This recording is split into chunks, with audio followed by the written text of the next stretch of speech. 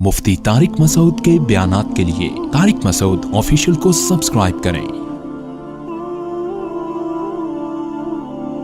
Tariq Masood official.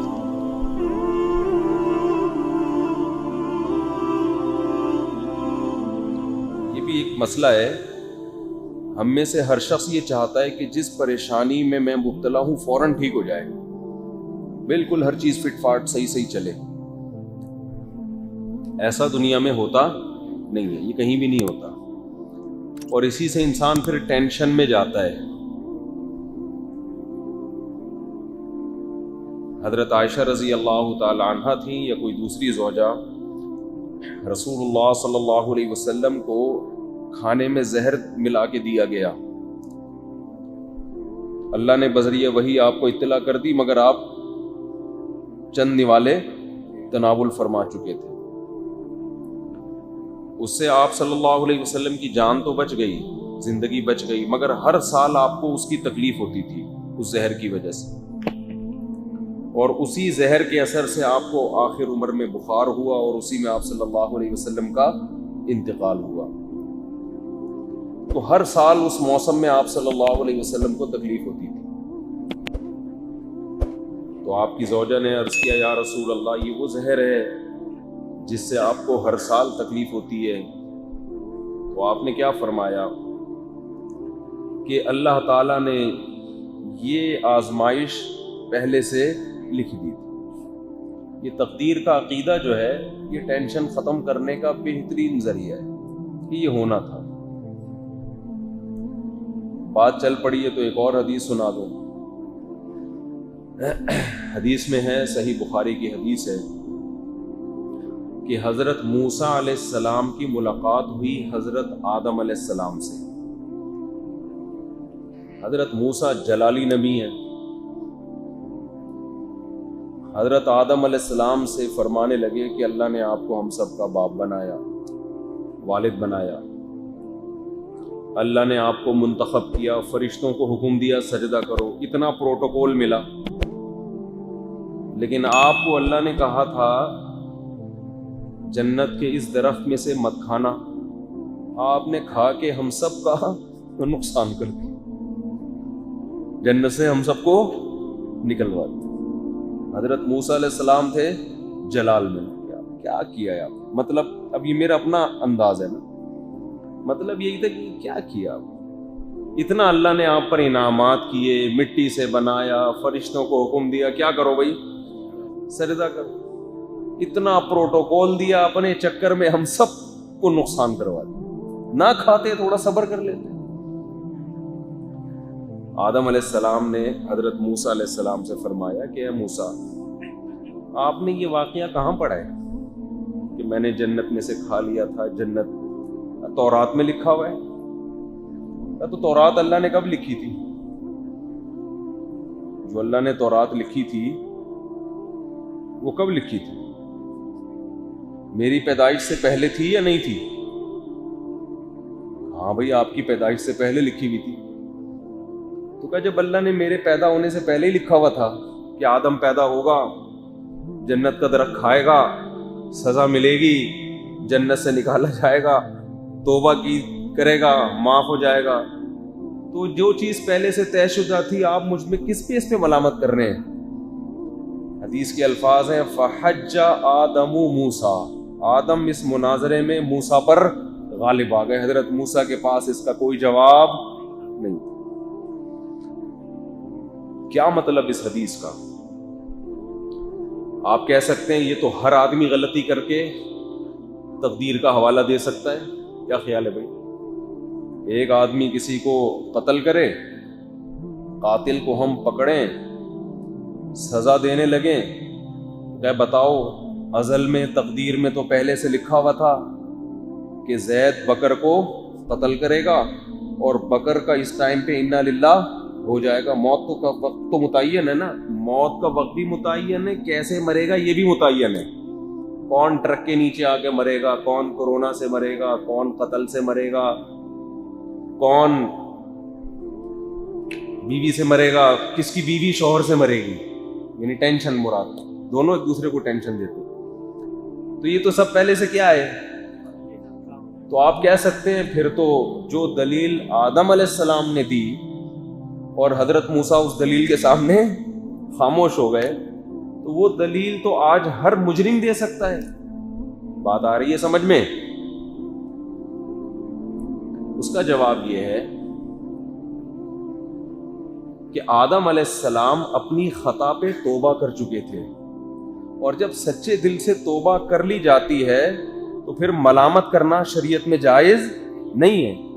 ایسے موقع پہ تقدیر کا سہارا لیا جا سکتا ہے کہ جو غلطی میں چھوڑ چکا ہوں, توبہ کر لیا, بس اس پہ کیا کرو, مٹی ڈالو, اب اسے تقدیر کا حصہ سمجھو.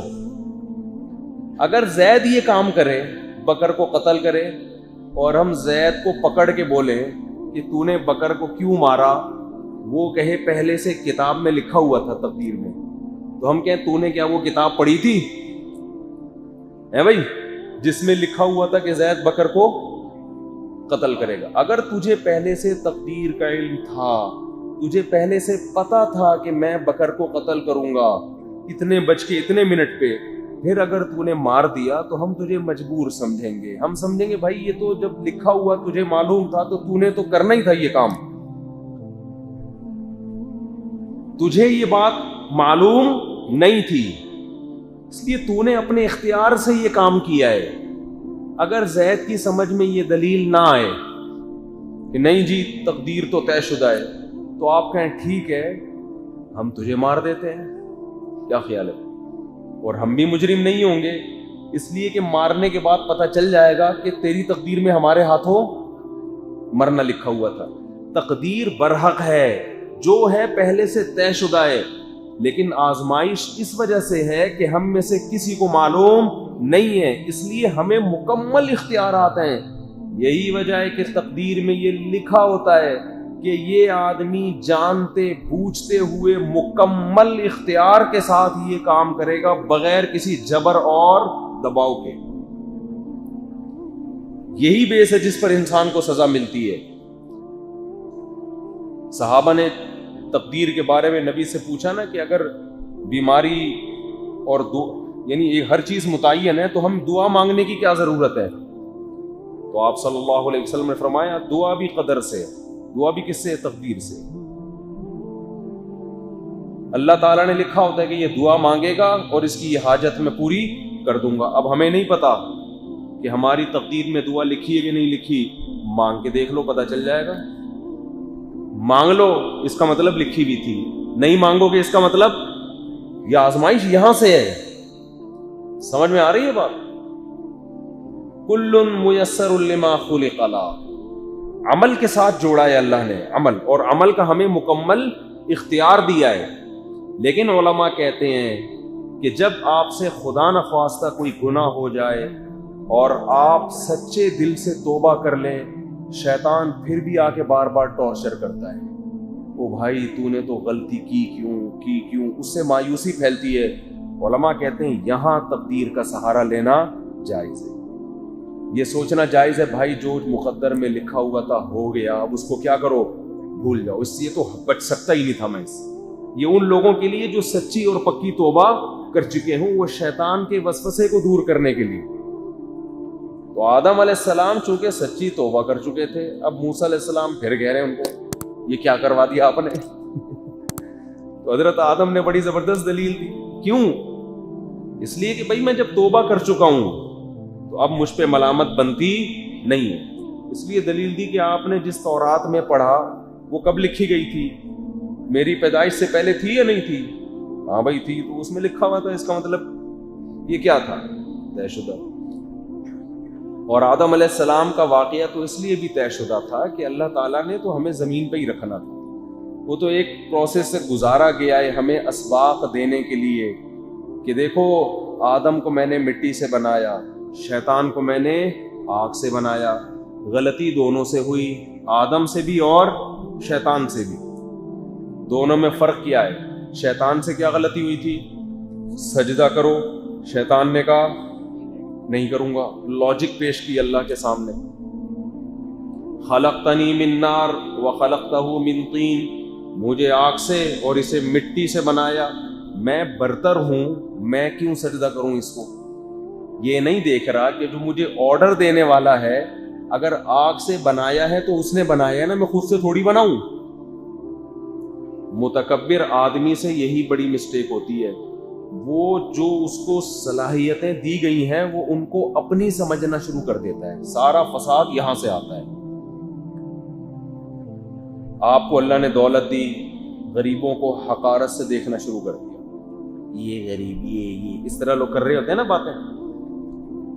آپ کو اللہ نے عزت دے دی تو اب کم عزت والے لوگوں کو آپ نے حقارت سے دیکھنا شروع. صحت دے دی, اب روڈ لائنر بنے ہوئے پھر رہے ہیں جرسیاں پہن کے. جو بیچارے کمزور ہیں ان کو نیچا دکھانے کی کوشش کرو, اسپیڈ بریکر دکھا رہے ہیں اپنے, جو باڈی بلڈنگ کے بعد بن جاتے ہیں, جو مجھے ذرا بھی پسند نہیں ہے. یہ نیچرل باڈی نہیں ہوتی جو باڈی بلڈروں پر یوں کر کے چیزیں نکال رہے ہوتے ہیں نا. جم جایا کرو, بس تھوڑا سا فٹ رہو. یہ جو فوجی لوگ ہوتے ہیں نا ان کی باڈی بڑی پرفیکٹ ہوتی ہے.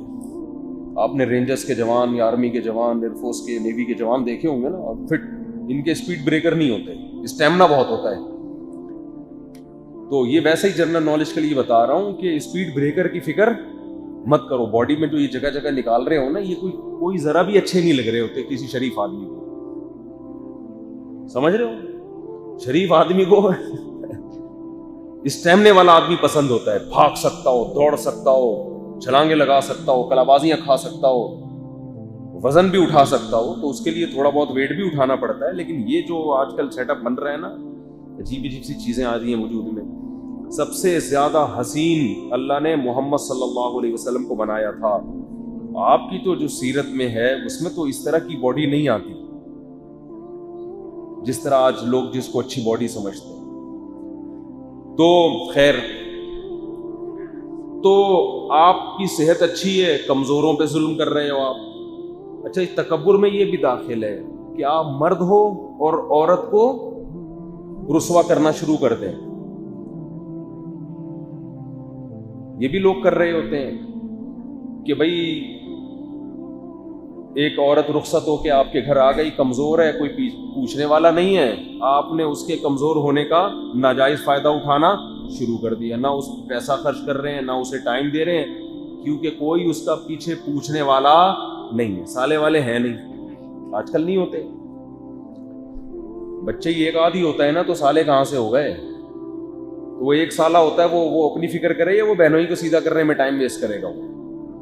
تو یہاں بھی پتہ چلتا ہے جو متواضع انسان ہوتا ہے وہ اللہ کے خوف سے کمزور کا حق ادا بولو کرتا ہے.